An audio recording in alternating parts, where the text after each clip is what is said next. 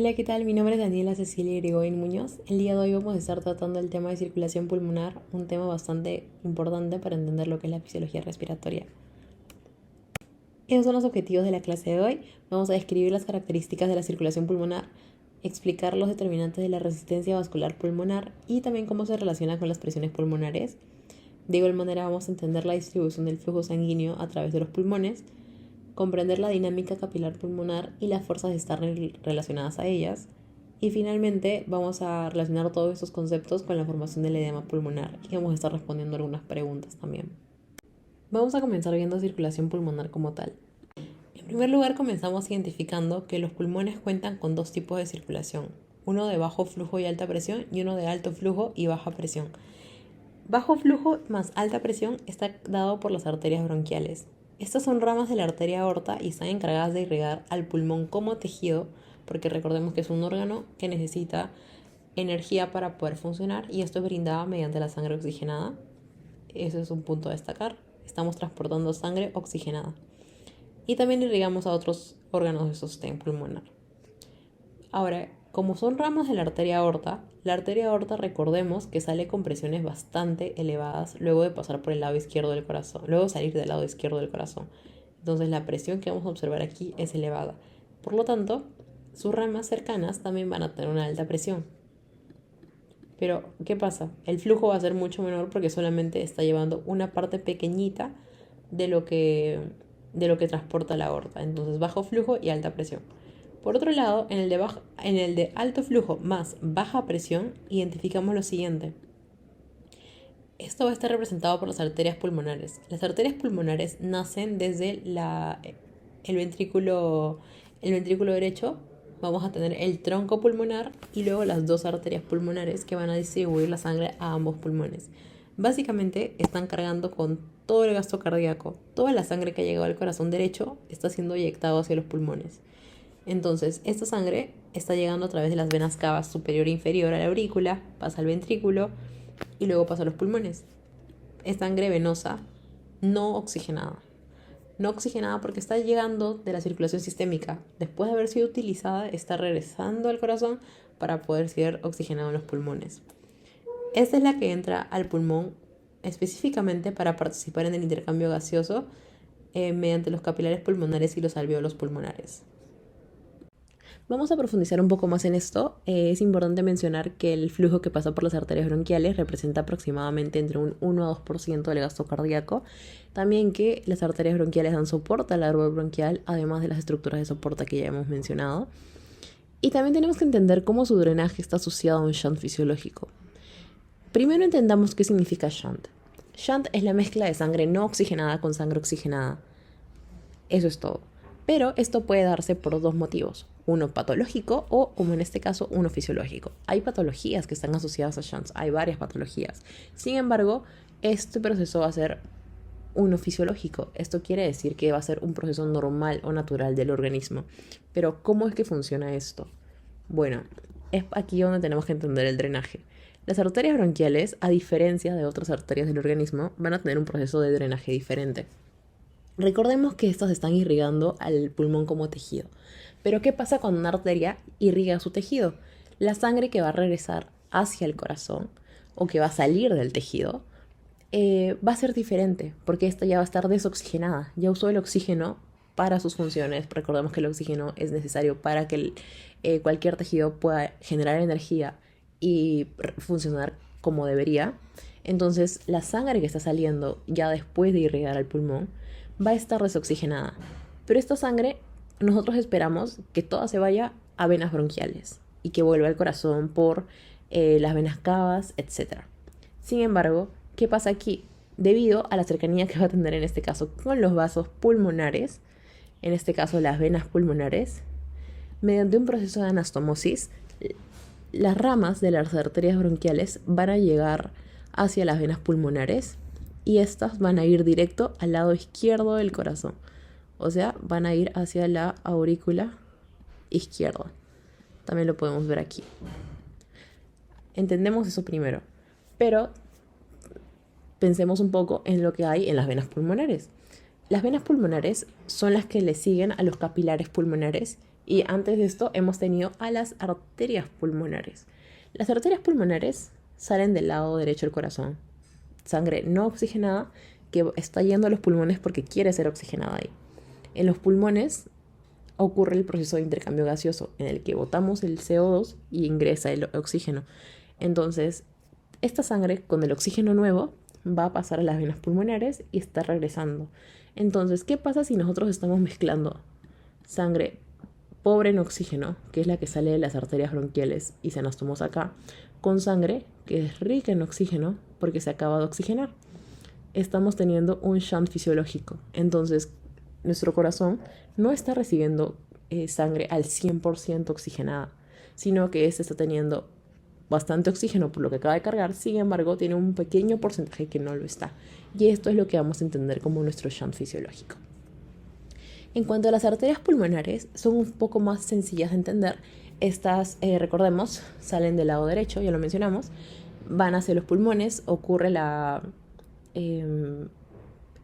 intercambio gaseoso y luego regresan hacia el corazón mediante las venas pulmonares. Pero igual tienen varias características que van a ser relevantes para entender el funcionamiento de los vasos pulmonares. Tienen una menor longitud a las arterias sistémicas, van a tener una mayor sensibilidad debido a una gran cantidad de fibras elásticas. Esta capacidad va a ser importante después para entender cómo funcionan los capilares pulmonares. Y también que su respuesta a hipoxia, a diferencia de lo que vemos en otras arterias, que frente a hipoxia se van a vasodilatar, los vasos pulmonares como tal tienen la capacidad de vasoconstriñirse ante hipoxia. Entonces es importante. Esos son como que los key points que van a tener que recordar acerca de los vasos pulmonares y en este caso arterias pulmonares. Ya hemos estado repitiendo bastante esto, pero es como un resumen para entender finalmente cómo funciona la circulación aquí. La sangre va a entrar hacia el lado derecho del corazón, específicamente hacia la aurícula derecha, a través de la vena cava superior, la vena cava inferior. Estas traen drenaje venoso de todo el organismo, toda la sangre que ya ha sido utilizada está volviendo desoxigenada hacia el lado derecho. A través de la válvula tricúspide llega al ventrículo derecho. Esta va a ser bombeada hacia la arteria pulmonar a través de la válvula pulmonar. Esto va a ser conocido como el tronco pulmonar, que luego se divide en dos arterias. Y estas arterias son las que van a llegar a los pulmones. En los pulmones se van a convertir en arteriolas pulmonares, posteriormente capilares pulmonares, que son importantes porque en este paso es donde ocurre el intercambio gaseoso. Aquí es donde vamos a ver el paso de sangre desoxigenada a sangre oxigenada. Luego continúan con las vénulas pulmonares y finalmente venas pulmonares, que van a regresar 4, 2 de cada pulmón hacia la aurícula izquierda. A través de la válvula mitral se va al ventrículo izquierdo, es bombeado a través de la válvula aórtica hacia la aorta y finalmente distribuido a todo el organismo. Una vez entendido esto, pasemos a hablar de lo que son las presiones pulmonares. Tenemos que empezar reconociendo que los pulmones, la circulación pulmonar, se caracteriza por presentar presiones muy bajas. Esto porque, a diferencia de la presión sistémica, que llega a valores bastante altos, como podemos ver aquí en la curva de la presión aórtica, tienen que tener la capacidad de soportar todo el gasto cardíaco, pero evitar daño en el mismo. Por ejemplo, un escape de fluido hacia el intersticio o hacia los alvéolos provocando un edema. Ahora vamos a entender un poco más sobre eso. En primer lugar, veamos el recorrido de la sangre. Sale del ventrículo derecho, pasa por la válvula pulmonar, entra al tronco pulmonar y luego a las arterias pulmonares. ¿Qué pasa en el ventrículo derecho? La presión sistólica es de 25 milímetros de mercurio. Esto durante la sístole, que es cuando el ventrículo derecho está contraído. Durante la diástole, cuando el ventrículo se relaja, la presión va a caer prácticamente a 0 o aproximadamente hasta 1 milímetro de mercurio. Esto porque el ventrículo derecho se considera una cavidad de baja presión. Pero, ¿qué pasa después en la arteria pulmonar? Una vez que el ventrículo derecho ha eyectado la sangre hacia la arteria pulmonar, en la sístole vamos a ver una presión bastante similar, también de 25 milímetros de mercurio. Pero durante la diástole, que es cuando vimos el ventrículo ya se está relajando, la presión en la arteria pulmonar no va a caer a 0 al igual que acá, sino que aproximadamente se va a quedar en 8 milímetros de mercurio. ¿Esto por qué ocurre? Porque las arterias pulmonares tienen la capacidad de ser bastante distensibles y bastante elásticas.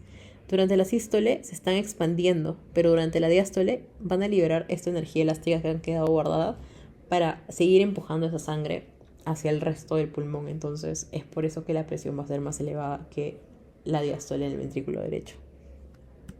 Ya hemos visto que los valores de la presión en la arteria pulmonar son bastante bajos, en sístole 25 y en diástole 8. Sin embargo, esto va a seguir disminuyendo conforme vayan pasando por los diferentes vasos pulmonares. Por ejemplo, en los capilares pulmonares tenemos un valor medio de 7 y hasta llegar a la aurícula izquierda tenemos aproximadamente entre 2 a 5 milímetros de mercurio. Aquí entra a tallar algo bastante importante, que es la presión de enclavamiento pulmonar. En la práctica muchas veces se tiene que estimar la presión en esta aurícula izquierda, no es que podemos medirla directamente. Entonces, ¿cuál es el procedimiento que se realiza? Se inserta un catéter a través de una vena periférica. Esta va a pasar luego a la aurícula derecha, al ventrículo derecho, a una arteria pulmonar, o sea, una de sus dos ramas, y luego va a seguir a las diferentes ramas. Una vez que se dé el enclavamiento, ¿qué ocurre? Esto nos va a ayudar a estimar la presión de las venas pulmonares y la presión en la aurícula izquierda, ya que se estima que la presión en las ramas de la arteria pulmonar es aproximadamente de entre 2 a 3 milímetros de mercurio mayor que en la aurícula izquierda. ¿Esto cómo nos ayuda? En primer lugar, porque no se puede medir directamente ahí, y en segundo, porque nos podría ayudar a representar en cómo un aumento de la presión en la aurícula izquierda se vería reflejado en un aumento de la presión en la arteria pulmonar, porque recordemos que están relacionadas y todo se vería como un proceso. Ahora toca hablar un poco de lo que es resistencia vascular pulmonar. Ahora que ya entendimos la importancia de las presiones y su relación con la circulación pulmonar, veamos lo que es la resistencia vascular pulmonar. Básicamente va a estar definida como esta oposición que están ejerciendo los vasos pulmonares hacia el flujo sanguíneo. Lo podemos entender por la siguiente fórmula, que va a estar dada matemáticamente como la gradiente de presiones entre la arteria pulmonar media y la aurícula izquierda, dividida sobre el flujo sanguíneo pulmonar. Esto va a ser lo principal.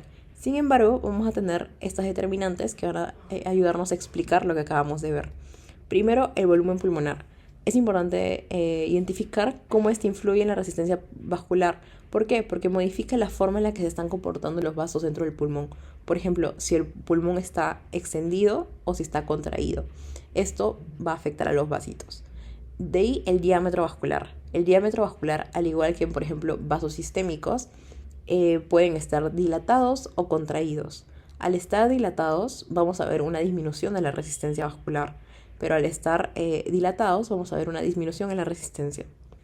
Al igual la oxigenación alveolar que vamos a ver influye bastante sobre el tono de los vasos pulmonares. Cuando un alveolo tiene bajo contenido de oxígeno en el pulmón, vamos a observar el proceso de vasoconstricción hipóxica.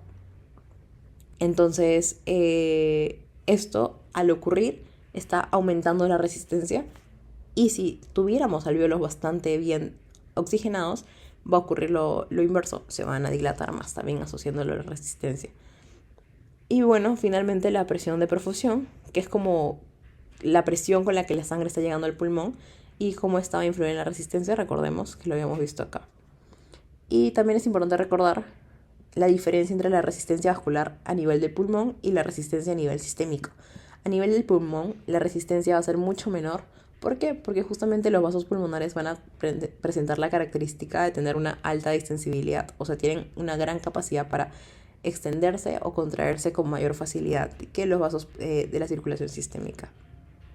Para entender mejor cómo funciona la resistencia vascular pulmonar, entendámosla desde el punto de la respiración, tanto durante el proceso de inspiración como durante la expiración. Pero primero entendamos un poco acerca de los vasos alveolares y los vasos extraalveolares, porque ambos van a estar asociados a esto de la resistencia. Dentro del pulmón podemos distinguir estos dos tipos principales de vasos. Los vasos alveolares van a corresponder a aquellos capilares que van a rodear directamente los alvéolos. Como sabemos, los alvéolos están metiendo el oxígeno, y este oxígeno va a ser pasado a través de la difusión hacia los capilares que van a llevar después la sangre oxigenada. Entonces estos capilares tienen que estar alrededor de ellos para que se pueda dar el proceso. Por otro lado, los vasos extraalveolares se encuentran en el parénquima pulmonar, o sea, fuera de la pared alveolar. Estos vasos van a estar más asociados a lo que son el volumen pulmonar y las fuerzas de tracción que van a haber en el tejido como tal. Entonces, durante la inspiración, recordemos que los pulmones se van a insuflar, van a aumentar su volumen. Y también vamos a tener alvéolos extendidos porque está ingresando el aire a ellos. Entonces, para los vasos alveolares vamos a ver alvéolos extendidos. Vamos a ver un aumento de la presión alveolar. Esto está aumentando. Y tenemos también un aumento de presión en vasos alveolares. ¿Por qué? Porque también está viendo aquí justamente el aumento de presión alveolar está ocasionando un aumento de presión en los vasos que lo rodean. Al haber un aumento de presión, recordemos, va a haber un aumento de la resistencia, porque son directamente proporcionales. Por otro lado, en los vasos extraalveolares, aquellos que no están rodeando el capilar, como podemos ver aquí, va a haber un aumento en el volumen pulmonar, porque recordemos que los pulmones están inflando por el aire que está ingresando, y va a haber una vasodilatación de ellos, ocasionando una disminución en la resistencia. Entonces, debido a que están aumentando el volumen de los pulmones, los vasos extraalveolares también están aumentando y su resistencia disminuye al aumentar estos. Ahora, durante el proceso de expiración, los pulmones están liberando el aire, por lo tanto el volumen pulmonar va a disminuirse, así como también la presión alveolar. Si inicialmente tenían aire en ellos, ahora el aire ya ha salido y por lo tanto la presión en ellos va a disminuir, al igual que lo va a hacer la presión en los vasos alveolares. De esta manera, al disminuir la presión de los vasos alveolares, también estamos reduciendo la resistencia, porque va a haber un proceso de vasodilatación al disminuir la presión. Por otro lado, los vasos extraalveolares, recordamos, están bastante asociados a lo que es el volumen pulmonar. Si al aumentar el volumen, estos disminuían su resistencia porque se vasodilataban, al disminuir el volumen pulmonar, dado que estamos expulsando aire, va a ocurrir una compresión de estos vasos extraalveolares y por lo tanto un aumento de la resistencia porque recordemos, el diámetro está reduciéndose y esto aumenta la resistencia. Habíamos dicho que la oxigenación también es un factor determinante para la resistencia vascular pulmonar. Esto significa que ante un aumento o una disminución del oxígeno vamos a observar una respuesta por parte de los vasos pulmonares y su posterior resistencia. Entonces, ¿qué pasa ante una disminución de oxígeno? Vamos a ver el proceso que conocemos como vasoconstricción hipóxica. ¿Qué pasa si tenemos un alvéolo poco oxigenado? El oxígeno aquí es bajo. La sangre que está fluyendo a través de este capilar no va a poder oxigenarse. Por más que siga pasando sangre, no va a haber la oxigenación adecuada. Entonces, ¿qué va a hacer el organismo? Va justamente a producir una constricción de estos vasos, porque sabemos que no está habiendo la oxigenación que esperamos. Por lo tanto va a llegar menor flujo. ¿Y qué pasa con este flujo? No es que se pierde, sino que va a ser desviado o va a ser redireccionado hacia alvéolos que van a ser mejor ventilados. ¿Qué pasa si aquí tenemos un alvéolo que sí, a diferencia del otro, sí es rico en oxígeno? La sangre que no pasa por acá está siendo redireccionada para pasar por aquí y tener una oxigenación adecuada. Entonces, ¿qué esperamos de los vasos que están alrededor de alvéolos ricos en oxígeno? Que se vasodilaten, la resistencia disminuye y aumenta el flujo sanguíneo, a diferencia acá que la resistencia disminuye y el flujo sanguíneo también. Aquí hay un reminder que nos recuerda que a diferencia de la circulación sistémica en la que ocurre un proceso de vasodilatación, los pulmones tienen vasoconstricción. No olvidar jamás eso porque va a ser lo que va a hacer que sean diferentes. Seguimos con lo que es el flujo sanguíneo pulmonar. Ya habíamos entendido que el flujo pulmonar es igual al gasto cardíaco, o sea, toda la carga de sangre que está llegando al corazón va a ser traspasada a los pulmones y luego va a regresar al corazón para ser distribuido sistémicamente, que en condiciones normales va a ser aproximadamente 5 litros por minuto en adultos. También veamos que los pulmones van a actuar como reservorio, o sea, van a guardar sangre, tienen la capacidad de mantener sangre en ellos. Esta cantidad va a ser aproximadamente 10% del volumen sanguíneo total. Igual, la circulación pulmonar dada por las arterias pulmonares es de una baja presión y un alto flujo. También que este flujo sanguíneo va a enfrentarse a una baja resistencia vascular debido a la distensibilidad que tienen estos vasos pulmonares. También ya vimos que el flujo sanguíneo pulmonar se va a distribuir mejor a alvéolos mejores ventilados. Aquellos alvéolos que son ricos en oxígeno van a ser priorizados para la distribución de flujo sanguíneo. Y también se asocia bastante a la función cardíaca. El corazón tiene que funcionar adecuadamente tanto en su lado derecho como en su lado izquierdo para que toda la circulación pulmonar funcione de manera exitosa. Para entender cómo va a funcionar la distribución del flujo sanguíneo una vez dentro del pulmón, recordemos este concepto de física que es la presión hidrostática. Esto nos va a decir que la presión hidrostática a determinado punto va a estar asociado a lo que es la densidad del líquido, la gravedad y la altura. Entonces entendemos que la presión a este punto no va a ser igual a este punto. En uno va a ser mayor aquí en la base y en uno va a ser menor aquí en más arriba. Esto traduzcámoslo a los pulmones. Una zona cercana al ápice va a tener una menor presión a una zona cercana a la base. Y por lo tanto, el flujo sanguíneo también se va a distribuir de manera diferente. Por efecto de la gravedad, el flujo sanguíneo tiende a ir hacia abajo. Recordemos, el efecto de la gravedad va a afectar a cómo se distribuye la sangre en los pulmones. Para entender un poco mejor la distribución de la sangre, vamos a entender lo que son las zonas de West. Las zonas de West van a ser un tipo de división fisiológica que nos va a permitir entender y explicar cómo es que el flujo sanguíneo va a cambiar dependiendo de las presiones que vamos a observar aquí. La presión en las arteriolas, la presión en las vénulas y la presión alveolar. Ahora bien, ¿por qué mencionaba el término de división fisiológica? Es importante recordar siempre que es una división según el funcionamiento, es una división teórica que nos va a ayudar a entender y explicar el fenómeno que está ocurriendo. Mas no es una división anatómica como tal, no es que hay una zona que siempre va a ser zona 1 o zona 2 o zona 3. De hecho, la zona 1 no se espera encontrar en pacientes fisiológicamente sanos, entonces es más que nada algo teórico para entender el funcionamiento del flujo sanguíneo aquí. Nosotros tenemos una arteriola que está llegando con sangre no oxigenada, va a llegar aquí a los capilares a través del alvéolo que está con oxígeno, se va a oxigenar y va a salir a través de las vénulas. Pero en todo este proceso van a haber presiones involucradas. Entonces aquí tenemos presión arterial o de arteriolas, la presión alveolar, que es la presión que va a ejercer el alvéolo, y la presión en las vénulas, o sea, después de que pase el flujo, va a salir por aquí.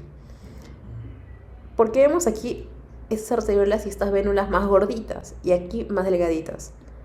Porque recordemos que por la gravedad el flujo sanguíneo va a llegar mejor a lo que es la base. Va a haber bastante flujo y va a salir bastante flujo como consecuencia. Esto lo vamos a entender mejor en la siguiente gráfica. Vemos que la zona 3 va a estar caracterizada por tener una gran cantidad de flujo, nuevamente por el efecto de la gravedad, mientras que en las zonas 2 y la zona 1 va a ser diferente, va a ir disminuyendo. Pero ahora, ¿qué pasa con las presiones? En el caso de la zona 3 vamos a estar teniendo un flujo continuo, porque recordemos que la sangre está llegando con bastante fuerza y la presión va a ser bastante alta. Entonces la presión de las arteriolas y la presión de las vénulas van a ser lo suficientemente fuertes como para superar a lo que es la presión alveolar. En el caso de la zona 2, la presión de arteriolas sí va a seguir superando la presión alveolar, sin embargo, la presión de las vénulas ya no. Entonces vamos a observar un flujo intermitente. Solamente en el caso de sístole, que es cuando el corazón está contraído y está eyectando la sangre, va a haber flujo. De ahí no lo va a haber. En diástole no va a haber flujo. Finalmente, en la zona 1, ¿qué pasa? La presión alveolar ha sido capaz de superar tanto a la presión de arteriolas como a la presión de vénulas, porque el flujo es tan pequeño que no es capaz de superarlo. Entonces, ¿qué pasa? La sangre está tratando de llegar, pero la presión de los alvéolos es tan alta que no va a permitir el flujo, como podemos ver aquí en la imagen.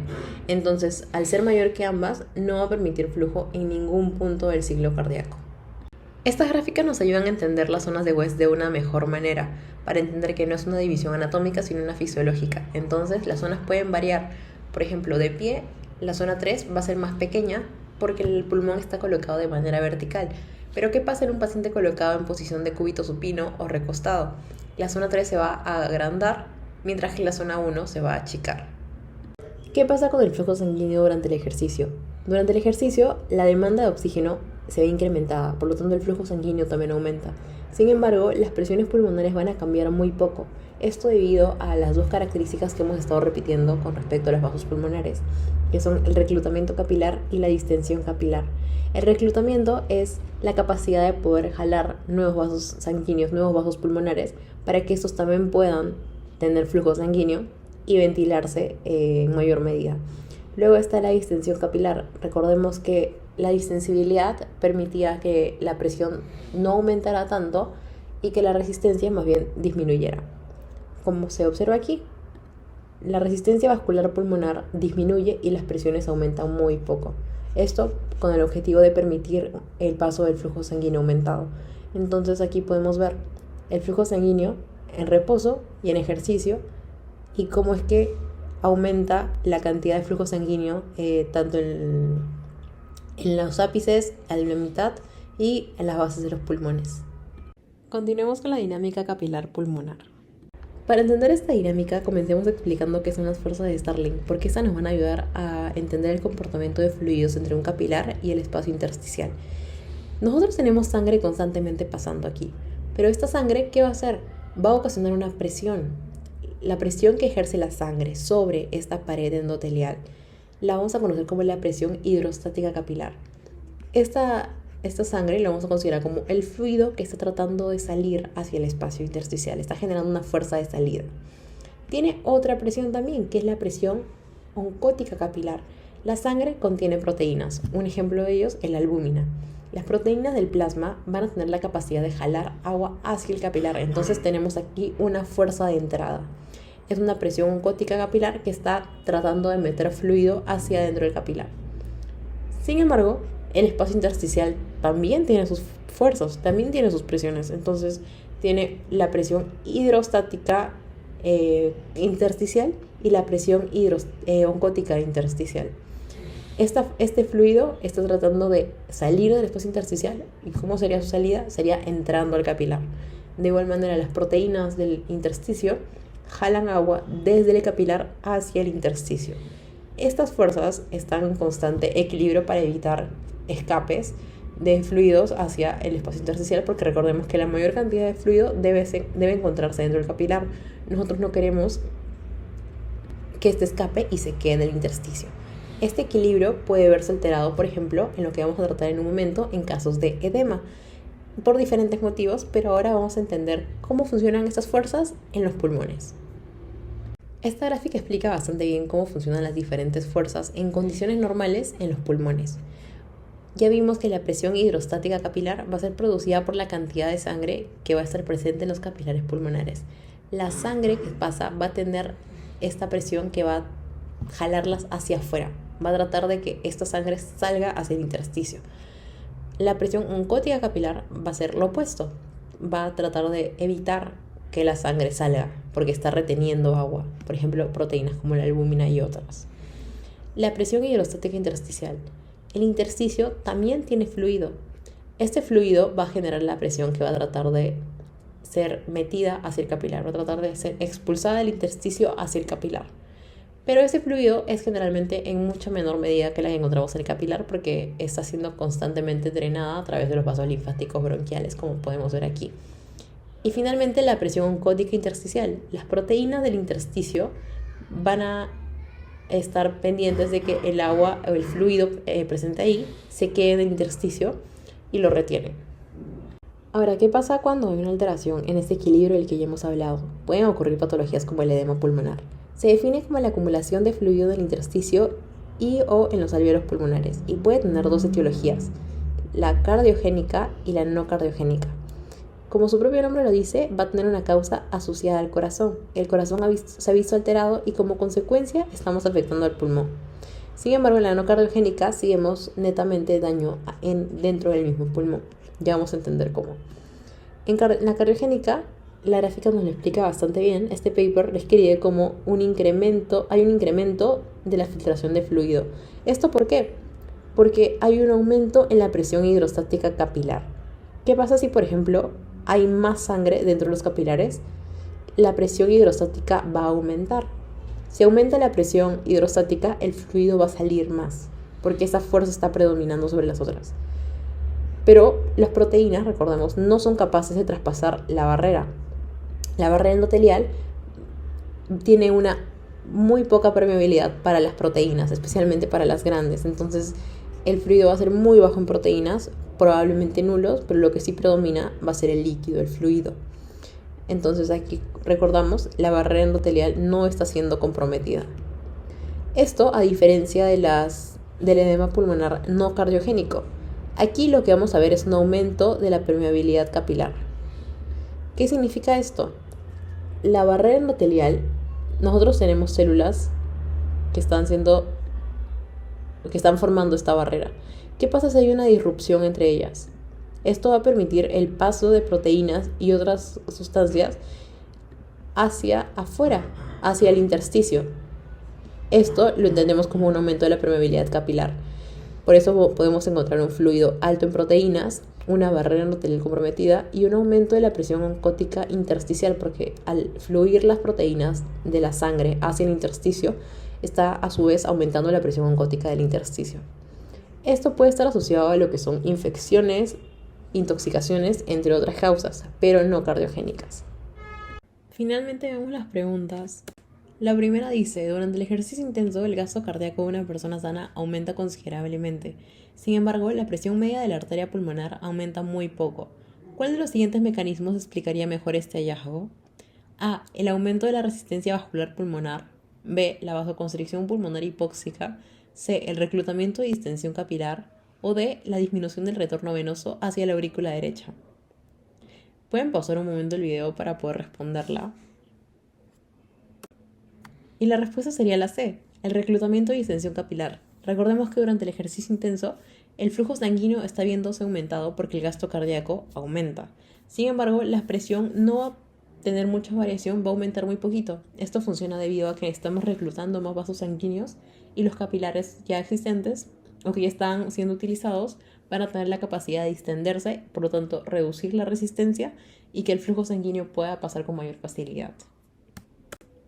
Luego tenemos la segunda pregunta que dice, se observa que un paciente presenta obstrucción parcial de un bronquio segmentario debido a un tapón mucoso.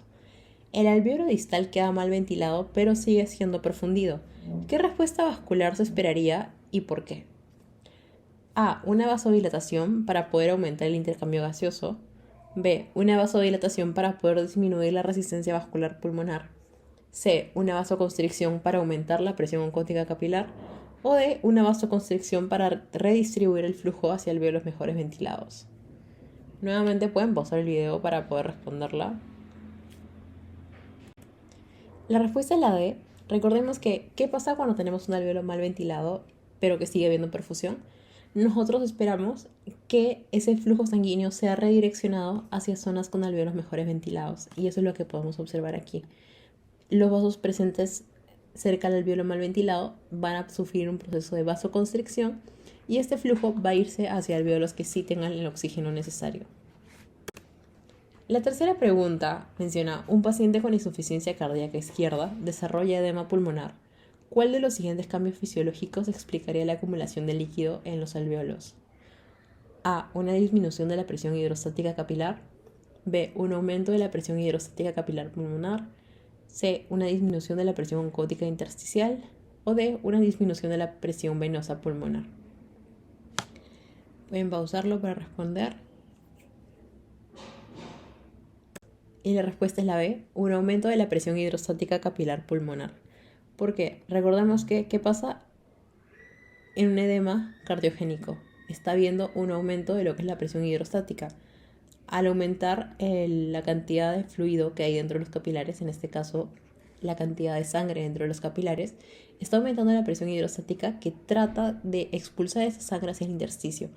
Si hay mucha sangre dentro debido a una insuficiencia cardíaca, ¿qué pasa si la sangre no puede ser expulsada del lado izquierdo del corazón?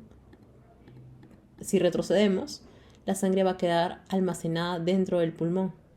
Entonces, esto va a aumentar la presión dentro de él y por lo tanto va a generar este edema.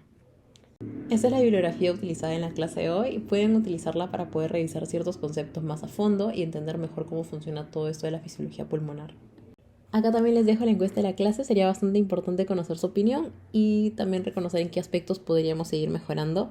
Eso sería todo. Realmente esperamos que les haya servido. Hasta la próxima.